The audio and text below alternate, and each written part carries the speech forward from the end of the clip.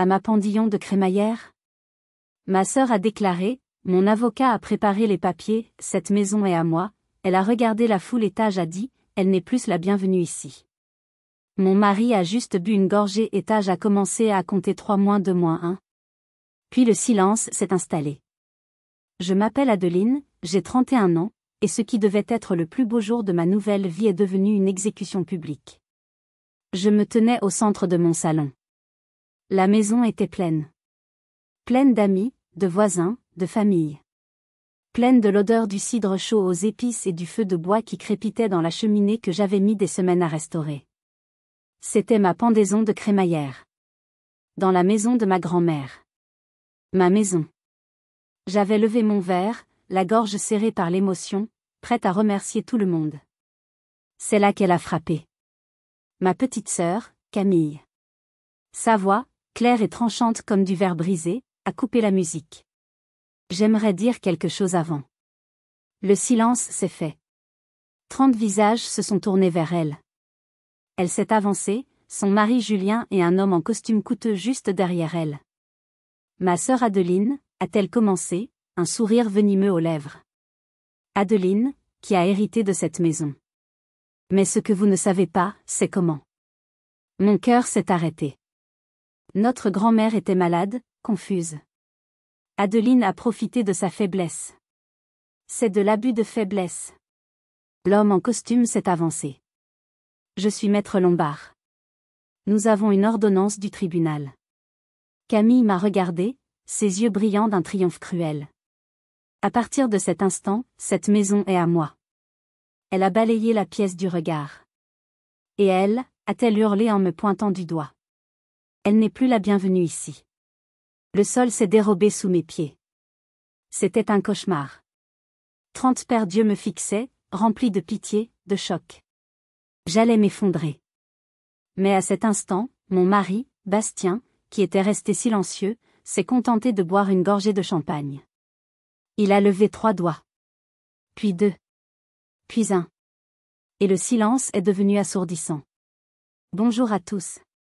Si vous regardez cette vidéo depuis un endroit confortable et sûr, j'aimerais vraiment que vous me laissiez un commentaire. Dites-moi simplement de quelle ville, ou de quel pays, vous me regardez en ce moment, et quelle heure il est chez vous. À cet instant précis, je me sentais si incroyablement seule, comme si le monde entier m'avait abandonné. Savoir que quelqu'un, quelque part, m'écoute, m'aiderait plus que vous ne pouvez l'imaginer. Et s'il vous plaît, si vous voulez savoir ce qui s'est passé après ce compte à rebours terrifiant, et comment une vidéo enregistrée 6 mois plus tôt par ma grand-mère a tout changé, cliquez sur le bouton « S'abonner ». Votre soutien compte énormément. Parce que pour comprendre la haine dans les yeux de ma sœur ce soir-là, il faut remonter à notre enfance. Je m'appelle donc Adeline, j'ai 31 ans, et je suis agent immobilier. L'ironie.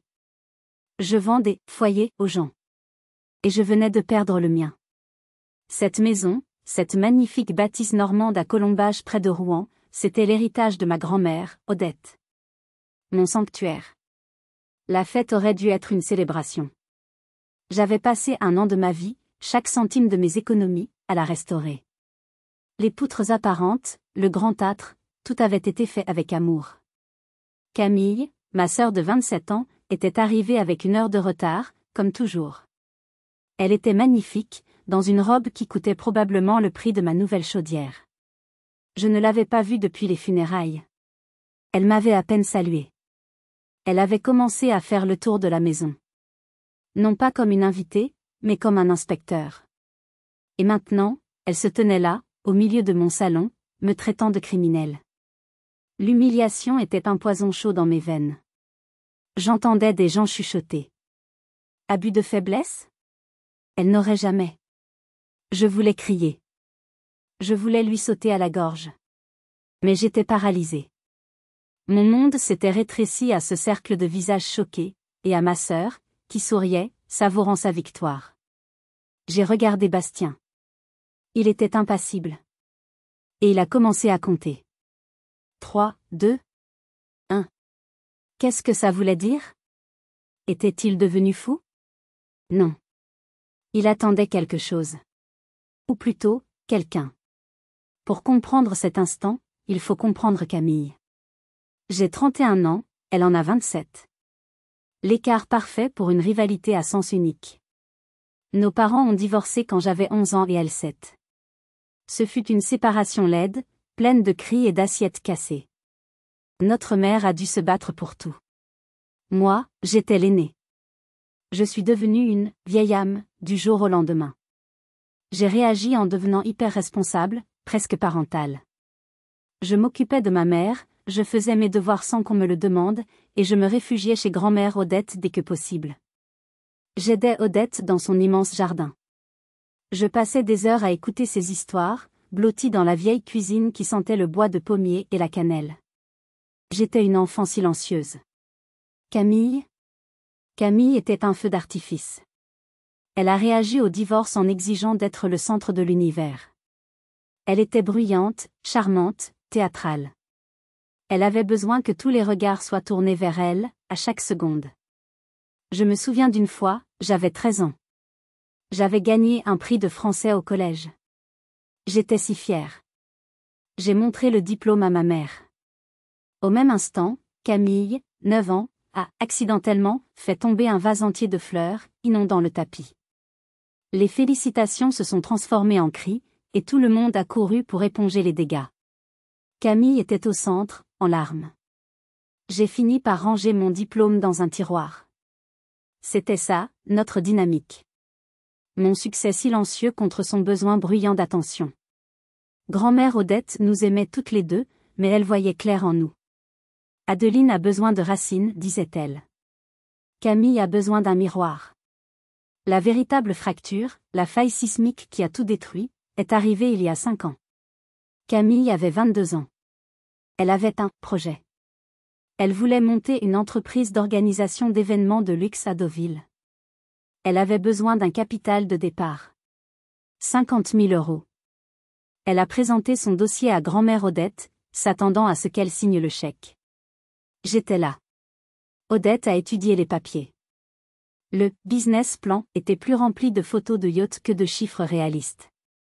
Camille, a dit Odette de sa voix douce mais ferme. C'est frivole. C'est un rêve de papier glacé. Je ne financerai pas cela. Frivole? Le mot a fait bondir Camille. Tu appelles mon ambition frivole? Ce qui a rendu la chose impardonnable pour elle, c'est ce qui s'était passé 1 an plus tôt. Moi, à 25 ans, après avoir été assistante dans une agence immobilière, j'avais décidé de passer ma licence professionnelle pour devenir agent à part entière. La formation était coûteuse. Grand-mère Odette avait payé. C'est un métier solide, Adeline, m'avait-elle dit. C'est concret. Tu construis quelque chose. Pour Camille, ce fut la preuve ultime de la trahison.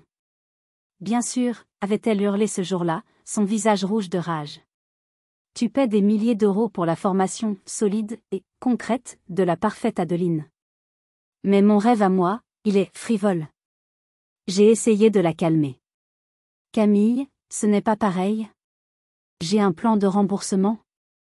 La ferme, Adeline, m'avait-elle craché. La princesse Adeline obtient toujours ce qu'elle veut. Elle a quitté la maison et n'est presque plus revenue voir notre grand-mère. Elle ne voyait pas qu'Odette avait investi en moi parce que je proposais un plan, et non un fantasme. Elle ne voyait que le favoritisme. Dès lors, sa vie est devenue une compétition obsessionnelle pour me battre. Elle s'est endettée pour s'acheter une voiture plus luxueuse que la mienne. Elle ne m'appelait plus « ma sœur ». Elle m'appelait « l'obstacle ». Et je n'avais aucune idée de l'ampleur de la haine qui grandissait en elle, jusqu'à ce qu'il soit trop tard. Les 3 dernières années de la vie de grand-mère Odette ont été une lente descente.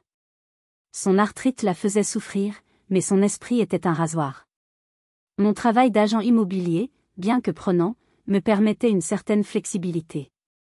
J'ai réorganisé toute ma vie. Je quittais Rouen et je faisais les 40 minutes de route jusqu'à la maison de campagne 3 ou 4 fois par semaine. Je n'étais pas une sainte. C'était épuisant. Mais j'aimais cette femme. Je lui faisais ses courses. Je m'asseyais avec elle pendant des heures, l'écoutant me raconter pour la 100e fois comment elle avait rencontré grand-père au bal de la Libération.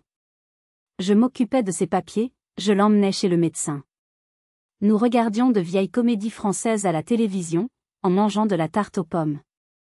Camille, elle, était débordée. Son entreprise d'événementiel, financée par un prêt à la consommation exorbitant, était sa nouvelle excuse. Elle venait une fois par mois. Ses visites duraient 1 heure, montre en main. Elle passait la plupart du temps au téléphone dans le jardin, ou à prendre des photos d'elle-même près du vieux puits pour son Instagram, avec des légendes comme #temps précieux en famille, ou #racine.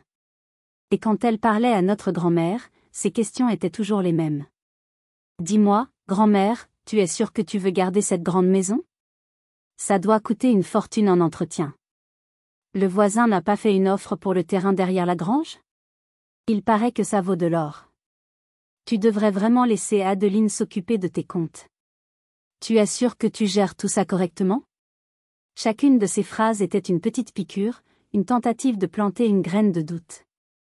Mais Odette lui souriait simplement et changeait de sujet. Puis, il y a 6 mois, Odette s'est éteinte. L'enterrement fut un déchirement. Camille a fait une scène magnifique, pleurant à chaudes larmes sur le cercueil. J'étais trop anéantie pour même pleurer. Une semaine plus tard, nous étions convoqués à l'étude de Maître Girard, la notaire de la famille depuis 40 ans.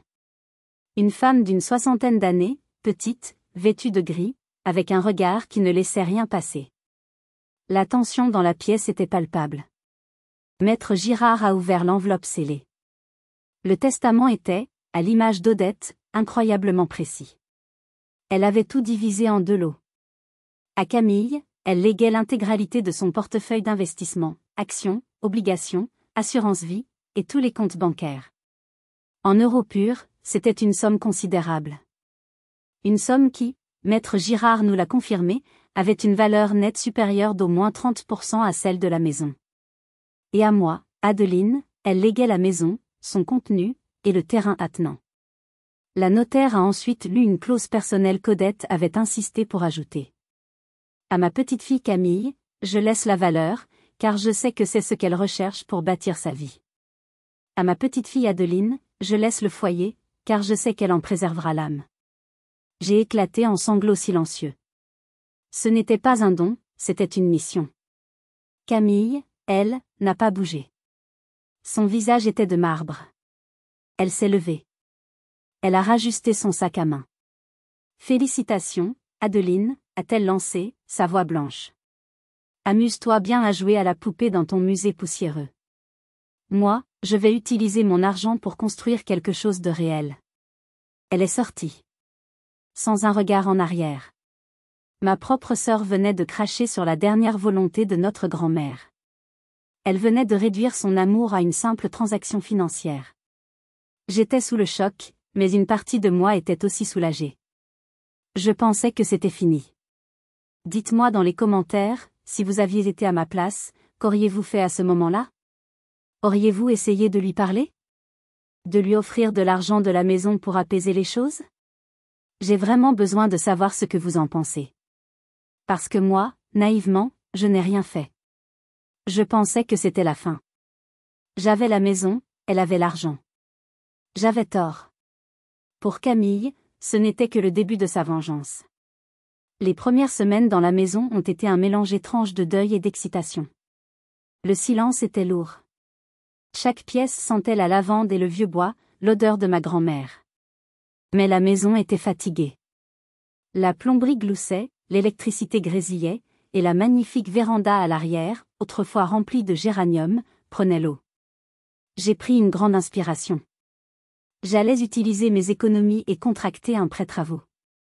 Je n'allais pas seulement habiter cette maison, j'allais lui redonner sa gloire d'antan. Le premier jour du chantier, j'ai rencontré Bastien. Il n'était pas un rêve romantique. C'était l'entrepreneur que l'architecte m'avait recommandé, les pieds sur terre, 34 ans, les mains calleuses et le regard direct. J'étais nerveuse. J'avais rencontré d'autres entrepreneurs avant lui. Ils voulaient tous simplifier. On va cacher ces vieilles poutres avec du placo, m'avait dit l'un. On abat cette cheminée, on met un poêle moderne, avait dit l'autre. Bastien est entré, n'a pas dit un mot pendant 10 minutes. Il a fait le tour, touchant les murs, inspectant les solives. Il est revenu vers moi dans le salon.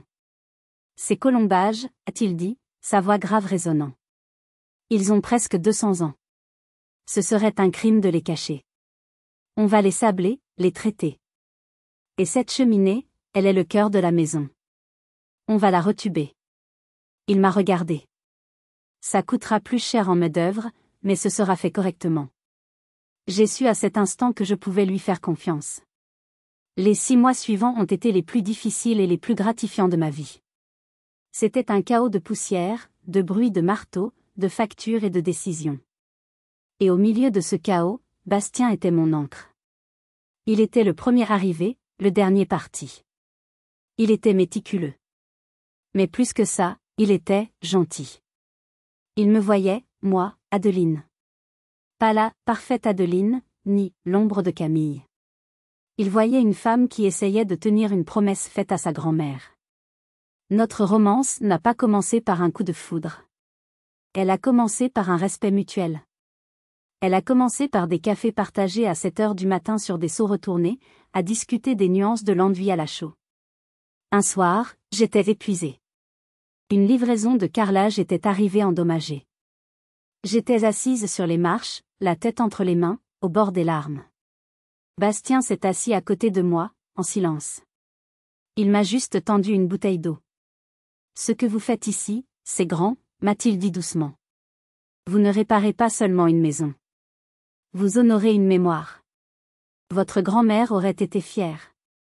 J'ai fondu en larmes. Pas de tristesse. De soulagement. C'est l'homme que j'aimais. Ce n'était pas un rêveur. C'était un bâtisseur. 2 mois plus tard, les gros travaux étant finis, il emménageait. Nous avons peint les murs ensemble. Il a construit une bibliothèque sur mesure pour tous les livres d'Odette. J'ai déniché de vieux meubles que nous avons retapés le week-end. Quand nous avons posé le dernier coup de pinceau, nous avons reculé. La maison était magnifique. Lumineuse. Vivante. Ce n'était plus la maison de ma grand-mère. C'était devenu notre maison. Nous étions si heureux, si naïfs. Nous construisions notre avenir, couche après couche de peinture, sans savoir que ma propre sœur, à 40 minutes de là, à Rouen, prévoyait de tout démolir. Pour célébrer cette renaissance, j'ai eu l'idée, une grande fête. Une pendaison de crémaillère. Ce serait une façon de remercier tous ceux qui nous avaient aidés, de montrer aux voisins que la maison d'Odette était à nouveau pleine de vie. J'ai dressé la liste des invités.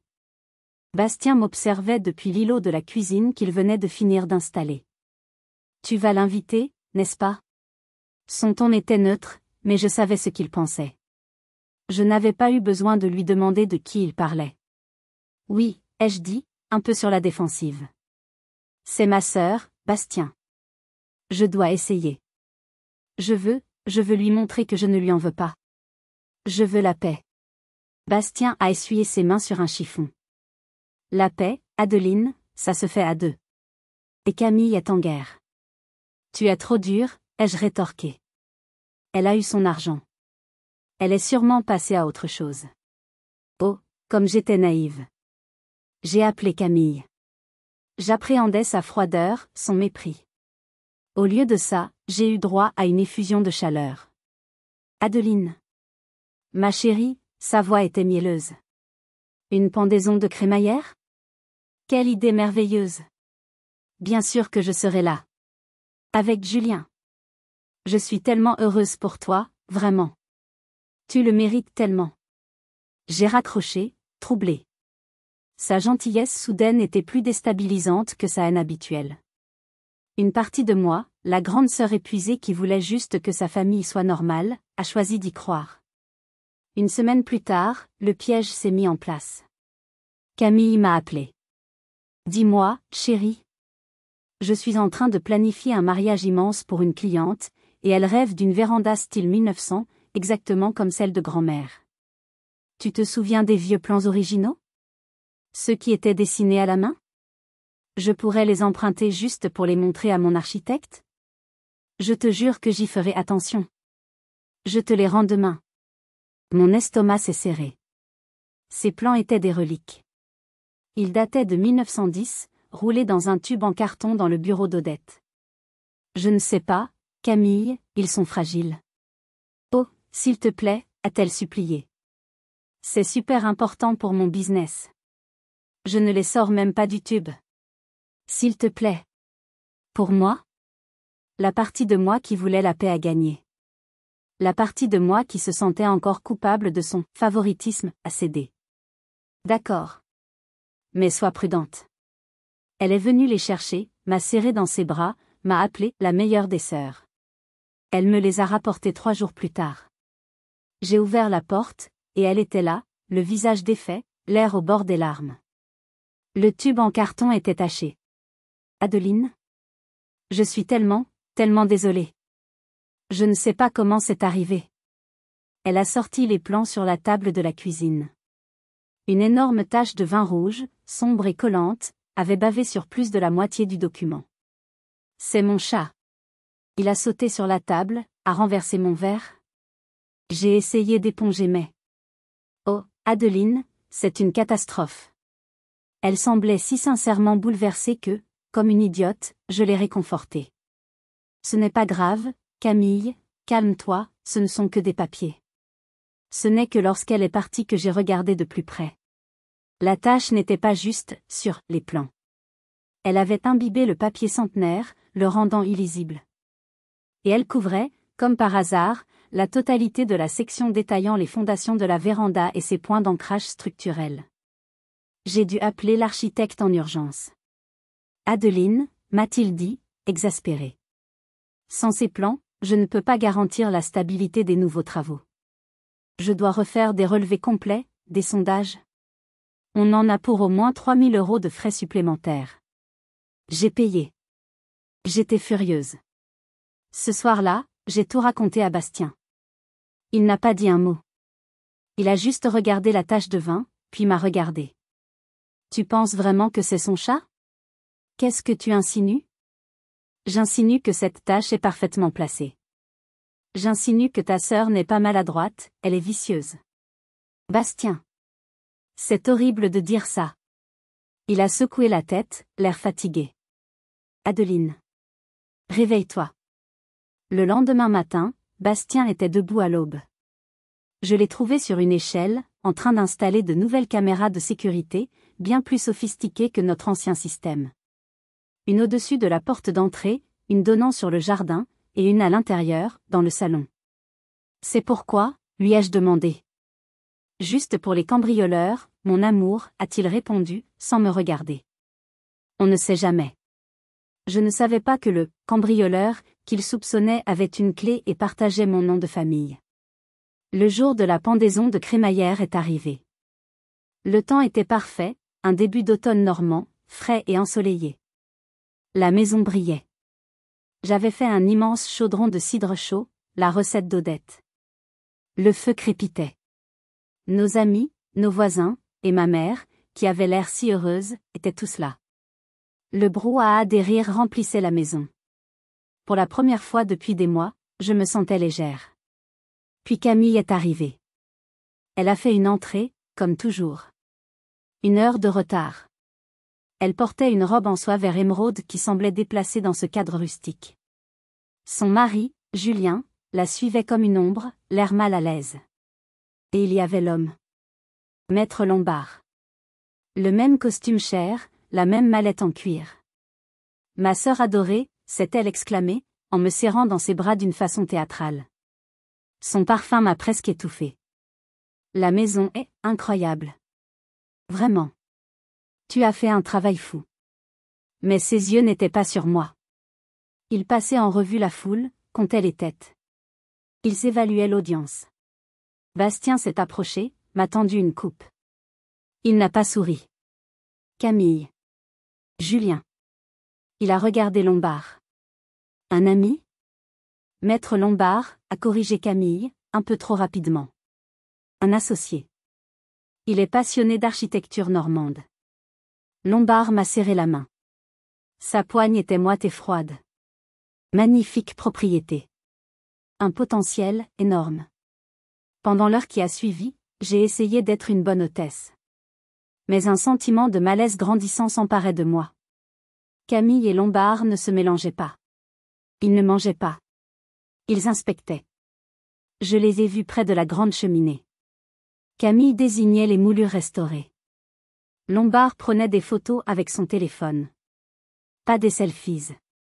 Des photos de détail. Des photos d'experts. Plus tard, dans le couloir, j'ai surpris Lombard. Il avait sorti un mètre laser de sa poche et mesurait la largeur du salon. Quand il m'a vu, il l'a rangé si vite qu'il a failli le faire tomber. Juste, j'admire le volume, a-t-il bégayé. Impressionnant. Mais le véritable coup de poignard est arrivé quand je l'ai vu parler à notre vieux voisin, Monsieur Voisin. Monsieur Voisin, 85 ans. Il a connu mon grand-père. Il était le meilleur ami d'Odette. Il jouait aux échecs tous les mardis. Je me suis approché doucement, faisant semblant de prendre des amuse-bouches. Camille parlait, son ton était faussement inquiet, plein de compassion. Oui, c'était si dur à la fin, n'est-ce pas? Pauvre grand-mère. Elle avait des moments d'absence, elle était parfois si confuse. Vous l'avez remarqué, vous aussi? Elle vous reconnaissait toujours? Le sang dans mes veines s'est transformé en glace. Monsieur Voisin avait l'air perdu. Confuse? Mais non, ma petite Camille. Odette? Elle avait toute sa tête. Elle m'a encore battu aux échecs 3 jours avant de partir. Je ne comprends pas. Camille lui a tapoté la main, comme s'il était un enfant. Vous êtes si gentil, Monsieur Voisin. Vous avez une si bonne image d'elle. Elle m'a vu. Elle m'a lancé un sourire éclatant. Un sourire qui disait, je t'ai eu. Elle s'est éloignée avec Lombard. Monsieur Voisin m'a attrapé par le bras. Sa main ridée tremblait. Adeline? Qu'est-ce qu'elle raconte? Ton Angale, elle m'a posé des questions terribles. Elle a insinué que tu avais profité. Mon estomac s'est retourné. J'ai cherché Bastien du regard, en panique. Il était de l'autre côté de la pièce. Il me regardait déjà. Il avait vu toute la scène. Il n'a pas bougé. Il a juste attrapé mon regard et a hoché la tête, très lentement. Un seul hochement qui voulait dire, je sais. Reste calme. Ne réagis pas. Mais comment rester calme? Mon propre sang était en train de m'empoisonner. C'est à ce moment-là que ma mère m'a tiré dans la cuisine, son visage aussi blanc que le mur. Adeline? Camille, elle est en train de demander à tout le monde si grand-mère était sénile. Elle me pose des questions sur la validité du testament. Qu'est-ce qui se passe? La pièce a commencé à tourner. Il n'y avait plus d'échappatoire. J'ai su, à cet instant, que ma vie était sur le point d'exploser. Je suis retournée dans le salon. Je me sentais comme une somnambule avançant vers l'échafaud. J'ai attrapé ma coupe de champagne. Mes mains tremblaient si fort que le liquide ambré dansait dans le verre. Il fallait que je dise quelque chose. Il fallait que je reprenne le contrôle. C'était ma fête. Ma maison. J'ai pris une grande inspiration, j'ai tapoté sur mon verre avec une cuillère. Le brouhaha des conversations s'est lentement éteint. 30 visages se sont tournés vers moi. Des visages amis. Des visages curieux. Merci. Ai-je commencé? Ma voix était un filet. Je me suis éclairci la gorge. Merci à tous d'être venus aujourd'hui. C'est tellement important pour moi. Cette maison. Mes yeux se sont remplis de larmes. Cette maison représente la mémoire de ma grand-mère. Et la restaurer, c'était. J'aimerais dire quelque chose avant. La voix de Camille. Aiguë. Forte. Impérieuse. Elle a fendu la foule et s'est plantée au centre de la pièce, tel un général sur un champ de bataille. Maître Lombard s'est placé à sa droite, ouvrant cérémonieusement sa mallette en cuir. Le silence était total. Merci, Adeline, pour cette charmante introduction, a-t-v-e-p dit, sa voix dégoulinant de sarcasme. C'est vrai, cette maison est pleine de mémoire. Elle a fait une pause, savourant son effet. Vous connaissez tous ma sœur. Adeline. La bonne fille. La responsable. Celle qui était si dévouée à grand-mère pendant ces derniers mois. Elle crachait les mots comme des insultes. Si dévouée, en fait, si proche, qu'elle a réussi à la convaincre de changer son testament. Des halètements choqués ont parcouru la salle. Ma mère a fait un pas en avant. Camille. C'est faux. Arrête ce cirque immédiatement. Tu as eu ta part, et bien plus. Ma part, a ri Camille, un rire sec et laid. Un portefeuille d'action? Tu plaisantes? Cette maison, ce terrain, vaut 3 fois plus. Et grand-mère voulait qu'elle soit vendue, que l'argent soit partagé. J'ai des témoins. Elle a pointé monsieur voisin, qui s'est recroquevillé.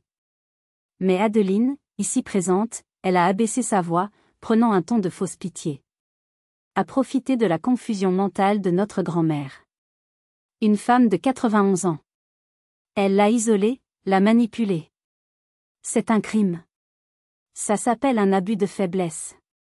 C'est un mensonge, ai-je hurlé, retrouvant enfin ma voix. Les larmes de tristesse s'étaient transformées en larmes de rage. Vraiment, a rétorqué Camille. Maître Lombard, s'il vous plaît. L'avocat véreux a sorti un document avec un sceau officiel bleu et rouge. Nous avons recueilli des témoignages, a-t-il annoncé d'une voix de croque-mort. Des témoignages prouvant que Madame Odette n'avait plus la capacité cognitive de signer un testament valide. Nous avons déposé une plainte au tribunal de grande instance de Rouen. Et ce matin, le juge nous a accordé une ordonnance d'urgence. Il a brandi le papier comme un trophée. Une ordonnance qui gèle la succession, et qui nomme Mademoiselle Camille, sa plus proche parente non impliquée, comme administratrice provisoire de ce bien, en attendant le procès. Camille a souri. Un sourire large, triomphant, carnassier. Elle s'est tournée vers moi. Ce qui veut dire, chère sœur, que dès cet instant, cette maison est à moi.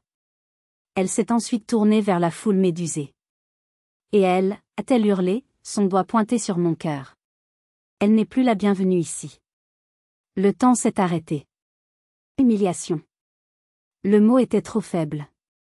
C'était une exécution publique. Mon monde s'effondrait. Je regardais Julien, son mari. Il fixait ses chaussures, le visage cramoisi de honte. Tu as 72 heures pour prendre tes affaires personnelles, a ajouté Camille, comme si elle me faisait une faveur.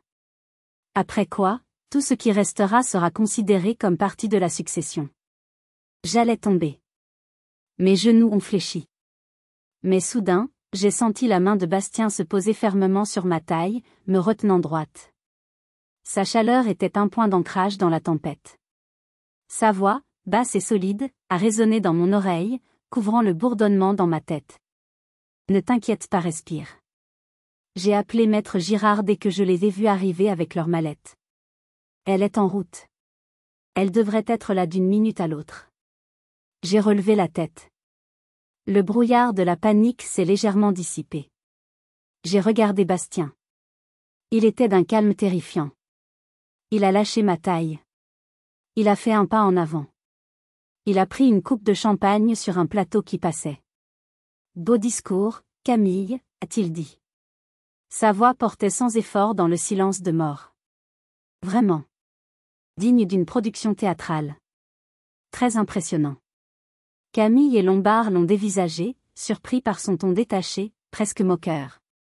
Qu'est-ce que tu veux, le maçon, a craché Camille. Ce n'est pas ton problème. Oh, si, a dit Bastien. C'est ma maison aussi. Et tu as oublié un détail. Il a levé son verre, comme pour porter un toast. Il m'a regardé. Puis il a regardé la porte d'entrée. Il a bu une gorgée.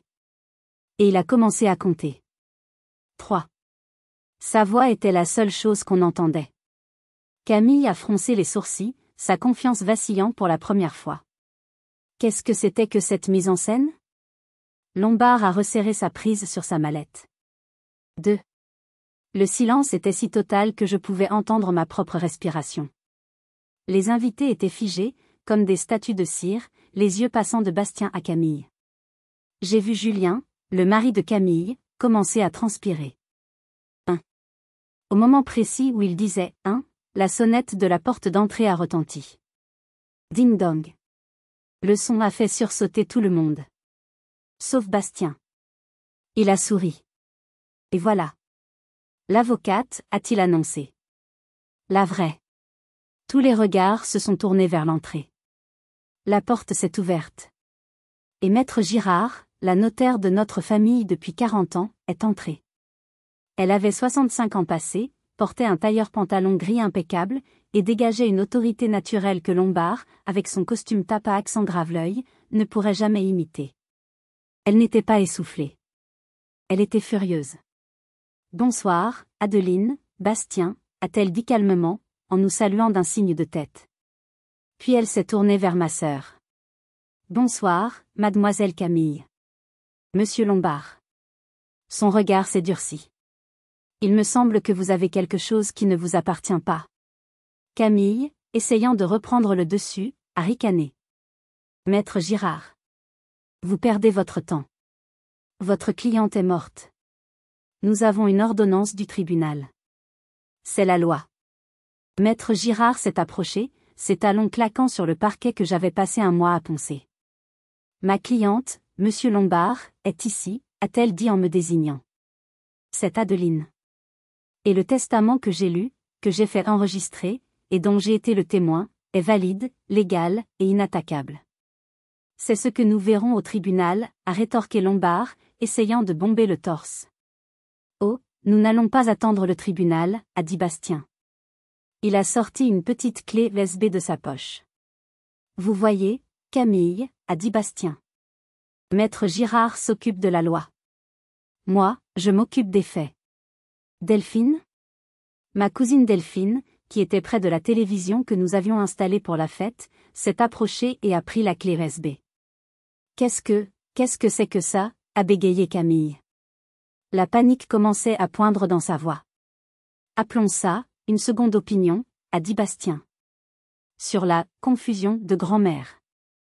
L'écran de la télévision s'est allumé. Ma cousine Delphine, qui travaille dans l'informatique, a branché la clé USB en un geste rapide. Maître Girard s'est placé à côté de l'écran, comme un professeur s'adressant à une classe de cancres. « Mademoiselle Camille », a commencé la notaire d'une voix claire et forte. « Votre grand-mère vous connaissait. Elle connaissait votre ambition. Elle redoutait ce moment précis. C'est pourquoi, 6 mois avant son décès, elle m'a convoqué, ainsi que son médecin traitant, le docteur Renard. Elle m'a demandé d'enregistrer ses volontés en vidéo, comme une mesure de protection supplémentaire. » Camille est devenue blanche comme un linge. Maître Girard a fait signe à Delphine. « Joue la première vidéo, s'il te plaît. » L'image est apparue. C'était grand-mère Odette. Elle était assise dans son fauteuil préféré, celui-là même qui était à 3 mètres de moi. Elle avait l'air frêle, c'est vrai. Mais ses yeux lançaient des éclairs. « Je suis Odette », a-t-elle commencé, sa voix étonnamment forte. La date et l'heure étaient incrustées en bas de l'écran. À côté d'elle se tenait son médecin. Le docteur Renard s'est présenté. « Je suis le docteur Renard, médecin généraliste. J'ai examiné Madame Odette aujourd'hui. Je certifie qu'elle est en pleine possession de ses moyens cognitifs, parfaitement lucide et apte à prendre toute décision légale. La caméra est revenue sur ma grand-mère. J'enregistre ceci pour une seule raison, ma petite fille, Camille. » J'ai entendu Camille étouffer un cri. Je sais que lorsque je ne serai plus là, Camille tentera de contester ma décision. Elle est obsédée par l'argent. Alors, je vais être claire, pour que le tribunal entende. Elle s'est redressée. Je lègue mon portefeuille d'actions et mes liquidités à Camille. C'est une somme considérable, bien plus que ce qu'elle mérite, mais cela lui donnera la valeur qu'elle recherche. Je lègue ma maison à Adeline. Adeline est la seule qui s'est occupée de moi. Elle est la seule qui a aimé cette maison, non pas pour son prix, mais pour son âme. Adeline protégera cette maison. Camille, elle. Le regard d'Odette s'est durci. Camille la vendrait au premier promoteur venu pour la raser. Mon choix est fait, en pleine conscience. Que cela soit clair pour tout le monde. La vidéo s'est terminée. Un silence de mort régnait. Monsieur Voisin, le vieux voisin, pleurait doucement. Camille était livide, mais elle n'avait pas dit son dernier mot. Ça ne prouve rien, a-t-elle sifflé. C'est vieux. Elle était confuse ce jour-là. Vous l'avez forcé. Vraiment? Cette fois, c'était la voix de Bastien. Tu parles de forcer les gens? Delphine. La deuxième vidéo. Quelle deuxième vidéo? A bégayé Camille, la panique prenant le dessus. Celle que j'ai enregistrée la semaine dernière, a dit Bastien. Avec le système de sécurité que j'ai installé juste après que ton chat ait si, malencontreusement, renversé du vin sur les plans de la véranda. Une nouvelle image est apparue. C'était la caméra de sécurité du salon. En noir et blanc. L'horodatage indiquait, mardi dernier. 14h30. La vidéo montrait la porte d'entrée s'ouvrir. Et Camille est entrée. Suivie de Maître Lombard. Ils étaient seuls dans la maison. Je n'étais pas au courant. Ils avaient dû faire un double des clés lors de l'incident du vin. La vidéo, muette, était accablante. On les voyait se déplacer dans la maison. Lombard sortait son maître laser. Camille ouvrait les tiroirs de mon bureau. Elle prenait des photos de mes documents personnels, de mes relevés de compte posés sur la table. On les voyait dans la cuisine, riant, se servant un verre de mon vin. On entendit un halètement collectif dans la pièce. Bastien a arrêté la vidéo. Julien, le mari de Camille, a regardé sa femme, l'horreur pure peinte sur son visage. Camille? A-t-il murmuré. Qu'est-ce que tu as fait? Ce n'est pas ce que tu m'avais dit. Tu m'avais dit que c'était légal. Tous les regards étaient tournés vers Camille. Son visage était déformé par une rage impuissante. Elle était piégée. Maître Girard s'est alors approché de Lombard, qui semblait avoir perdu 10 centimètres et suait à grosses gouttes. Elle a pris l'ordonnance du tribunal de ses mains tremblantes. Elle l'a examinée pendant 3 secondes, avec le mépris d'une experte regardant le travail d'un amateur. Monsieur Lombard, a-t-elle dit, son mépris palpable. Je ne sais même pas si vous êtes réellement avocat, mais je peux vous assurer d'une chose. Elle s'est tournée vers la salle. Ce document est un faux. Un faux grossier. Le sceau est mal imité. Le numéro de dossier n'existe pas au greffe de Rouen. Ce document est une fraude. Lombard est devenu blanc comme un linge. En tant que notaire et officier public ministériel, a poursuivi Maître Girard, sa voix montant d'un cran, je suis tenu par la loi de signaler ceci au procureur de la République et à la Chambre des notaires dès demain matin. Faux et usage de faux en écriture publique. Violation de domicile. Tentative d'escroquerie en bande organisée. Chaque mot était un clou dans le cercueil de Lombard. J'ai été mal informé, a-t-il bégayé, ramassant sa mallette dans un geste de panique. Je retire ma représentation. Cette situation, complexe. Je n'étais pas au courant des détails. Fuyez, monsieur Lombard, a dit Bastien, un sourire glacial aux lèvres. C'est la meilleure chose que vous puissiez faire. L'avocat véreux n'a pas demandé son reste. Il s'est presque enfui en courant vers la porte, bousculant des invités au passage. Maintenant, Camille était seule. Julien, son mari, s'était éloigné d'elle de plusieurs pas, comme si elle était contagieuse. Elle nous regardait, Bastien, Maître Girard, et moi. Elle était cernée. Et c'est là qu'elle a explosé. Vous êtes tout contre moi, a-t-elle hurlé, sa voix devenant suraiguë.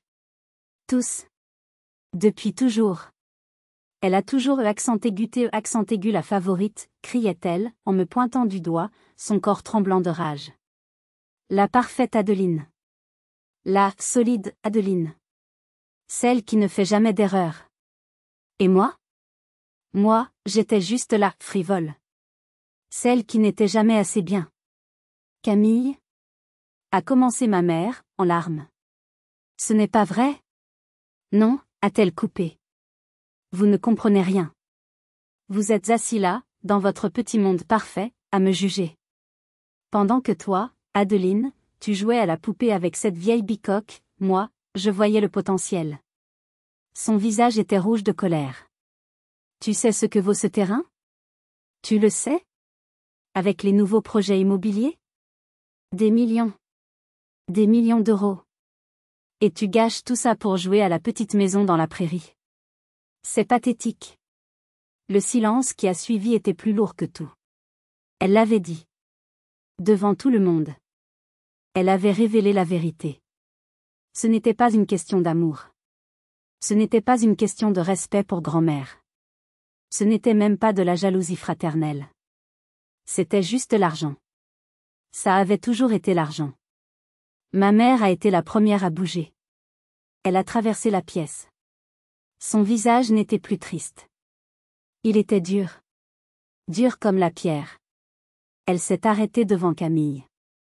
Camille. Sors. Sa voix était basse, sans appel. Maman, tu ne comprends pas, il m'a. J'ai dit, sors, a crié ma mère, d'une voix que je ne lui avais jamais entendue. Tu as assez fait de mal. Tu as déshonoré la mémoire de ta grand-mère.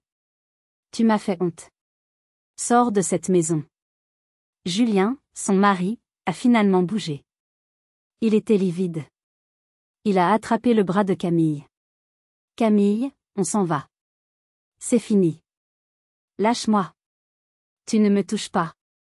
C'est de ta faute aussi. Tu n'as jamais rien compris. Maître Girard s'est avancé une dernière fois. Mademoiselle Camille. Compte tenu des preuves de violation de domicile, de falsification de documents et de tentative d'escroquerie, je vous conseille fortement de partir. Mes clients, elle nous a désignés, Bastien et moi, seraient en droit de porter plainte au pénal. Ne les poussez pas à bout. Camille a compris qu'elle avait perdu. Elle m'a lancé un dernier regard. Un regard de haine pure, non dilué. Un regard qui promettait que ce n'était pas fini. Puis elle s'est retournée et a quitté la maison, bousculant les gens sur son passage. Julien l'a suivie, murmurant « Pardon, pardon ». À qui voulait l'entendre. La porte a claqué. La fête était terminée. Les invités sont partis rapidement, un par un, nous laissant des mots de soutien confus, des regards gênés. Nous sommes désolés, Adeline. Si tu as besoin de quelque chose. En 1 heure, la maison était vide. Il ne restait que moi, Bastien, ma mère, maître Girard, Delphine et monsieur Voisin. Ma mère pleurait silencieusement dans la cuisine. Je me suis assise sur les marches de l'escalier. L'adrénaline est retombée, me laissant vide, tremblante. Les jours suivants ont été un brouillard. La véritable ampleur du plan de Camille s'est révélée. Maître Girard, furieuse, avait fait quelques recherches. Ce n'était pas qu'un coup de tête. Camille avait vendu son propre appartement à Rouen 2 mois auparavant. Elle avait mis l'argent sur un compte à son seul nom. Elle avait utilisé cet argent pour engager Lombard, qui s'est avéré être un avocat radié du barreau, et pour financer sa tentative. Pire encore, Maître Girard a découvert qu'elle avait déjà signé une promesse de vente conditionnelle avec un promoteur immobilier. Le plan était de nous expulser, de prendre le contrôle de la maison grâce aux faux documents, et de la vendre immédiatement au promoteur. Le contrat stipulait que la maison serait démolie dans les 6 mois pour construire des appartements de luxe. Elle avait misé toute sa vie sur ce coup. Et elle avait tout perdu. Elle a appelé notre mère le lendemain. Non pas pour s'excuser. Pour avoir de l'argent. Elle hurlait qu'elle était ruinée, qu'elle était à la rue, que c'était de notre faute. Ma mère, le cœur brisé mais la voix ferme, lui a répondu : je t'aiderai à trouver un toit, mais je ne te donnerai pas un centime pour rembourser les dettes de ta propre cupidité. Tu es ma fille, et je t'aime, mais je ne reconnais plus la personne que tu es devenue. Elle a raccroché. 3 jours plus tard, j'ai reçu un appel. C'était Julien. Sa voix était morte. Adeline ? Je voulais juste te dire que je suis désolée. Je n'avais aucune idée. Elle m'a dit que c'était juste une formalité légale, que tu étais d'accord pour vendre mais qu'il fallait une pression. J'ai été tellement stupide. Il a fait une pause. J'ai demandé le divorce ce matin. Je ne peux pas. Je ne peux pas être mariée à ça. J'ai raccroché. Camille était seule, ruinée, et avait brûlé tous les ponts. J'aurais dû ressentir de la joie. Une victoire. Mais en regardant Bastien ranger les verres de la fête avortée, tout ce que je ressentais, c'était un vide immense. Avais-je gagné, ou venais-je de perdre la seule famille qui me restait ? Bastien et moi avons passé des jours à parler. L'ambiance dans la maison était lourde. Maître Girard nous a appelés plusieurs fois. Elle avait préparé un dossier solide. Adeline, Bastien, disait-elle au téléphone. Vous devez porter plainte. Pour l'intrusion, pour le faux. Cette femme est dangereuse. Mais je ne pouvais pas. J'ai regardé Bastien. Il était assis en face de moi, à la table de la cuisine qu'il avait construite. Qu'est-ce que ça va nous apporter, Bastien, lui ai-je demandé, ma voix fatiguée. Plus de drame? Plus de frais d'avocat? Des années de procédure? L'avoir en prison? Est-ce que ça me ramènera ma sœur? Non, a-t-il dit doucement. Ta sœur est partie depuis longtemps. Alors je ne veux pas. Je veux juste la paix, ai-je murmuré. La meilleure victoire, c'est la paix. Nous n'avons pas porté plainte. Nous avons fait changer toutes les serrures de la maison, jusqu'à la boîte aux lettres. Bastien a installé un portail électrique. Maître Girard, à notre demande, a envoyé à Camille une lettre de mise en demeure. Une lettre si terrifiante, détaillant toutes les preuves que nous avions contre elle, la vidéo d'intrusion, le témoignage du médecin, la fraude documentaire, et les peines de prison qu'elle encourait, qu'elle n'a plus jamais essayé de nous contacter. La menace était partie. Mais la blessure était là. Camille a quitté Rouen. Nous avons appris, des mois plus tard par une cousine éloignée, qu'elle était partie à Lyon. Elle avait pris un petit boulot de serveuse, elle vivait dans un studio. Elle avait tout perdu. Son argent, son mari, sa famille. Elle n'a jamais envoyé un mot d'excuse. Elle n'a jamais demandé pardon. Elle a juste disparu. Ce silence était, à sa manière, plus douloureux que ses cris. J'ai compris que j'avais perdu ma sœur bien avant la mort de grand-mère. Je l'avais perdue le jour où elle avait décidé que l'argent valait plus que l'amour. La vie a continué. Lentement. La maison, qui avait été le théâtre d'une telle violence, est redevenue un sanctuaire. Nous l'avons remplie, non plus d'invités, mais de notre propre vie. 1 an après la fête désastreuse, Bastien et moi nous sommes mariés. Nous n'avons pas fait une grande réception. Juste une petite cérémonie dans le jardin, sous le vieux saule pleureur, au mois de juin. Il n'y avait que ma mère, monsieur Voisin, Delphine, et une poignée d'amis proches. Ma mère m'a serré dans ses bras. Elle aurait été si fière de toi, ma chérie. Et de toi aussi, Bastien. Quelques mois après notre mariage, en rangeant le grenier, je suis tombée sur une vieille boîte en fer. À l'intérieur, il y avait les journaux intimes de grand-mère Odette. Ce soir-là, blottie contre Bastien dans le salon, j'ai lu la dernière entrée, datée d'1 mois avant sa mort. Camille est venue aujourd'hui. Elle est restée 20 minutes. Elle n'a pas demandé comment j'allais. Elle n'a pas vu que je peinais à respirer. Elle s'est plainte que la maison prenait la poussière. Elle m'a parlé du potentiel événementiel, du terrain et de la valeur marchande du chêne centenaire. Elle ne voit que l'argent. Elle ne voit pas la vie. J'ai tourné la page. Plus tard, Adeline est passée. Elle n'a pas parlé d'argent. Elle s'inquiétait de la vieille plomberie et m'a apporté une nouvelle couverture parce qu'elle trouvait qu'il y avait des courants d'air. Elle s'est assise avec moi et nous avons écouté la pluie. Une voit le profit. L'autre voit le foyer. Mon choix est clair. Je prie juste pour qu'Adeline ait la force de supporter ce qui va suivre. J'ai fermé le journal, les larmes coulant sur mes joues. Elle avait su. Elle avait tout su. Elle m'avait laissé la maison, non pas comme un cadeau, mais comme un test. Un test de force. Aujourd'hui, la maison est remplie de vie. Le rire de Bastien résonne dans le salon. Nous avons repeint la chambre d'amis en jaune pâle, en prévision de l'avenir. J'ai appris une leçon difficile. J'ai appris que parfois, la famille n'est pas seulement celle dans laquelle on est, mais celle qu'on choisit de protéger. J'ai appris que l'amour ne suffit pas à sauver quelqu'un qui ne veut pas être sauvé. Et j'ai appris que parfois, protéger ses limites, protéger son foyer, signifie laisser partir des gens qu'on aime, même sa propre sœur. Avez-vous déjà dû défendre ce qui vous revenait de droit? Avez-vous déjà dû faire un choix difficile entre votre famille et votre propre bien-être? J'aimerais vraiment lire vos histoires et vos expériences dans les commentaires ci-dessous. Si cette histoire a résonné en vous, si vous avez ressenti cette injustice puis ce soulagement, merci de cliquer sur le bouton « J'aime » et de vous abonner pour plus d'histoires sur les dynamiques familiales compliquées et la force de se reconstruire. Merci de m'avoir écouté. Et souvenez-vous, parfois, le véritable héritage n'est pas ce qui est écrit sur un testament, mais la sagesse, et le courage, de savoir ce qui compte vraiment.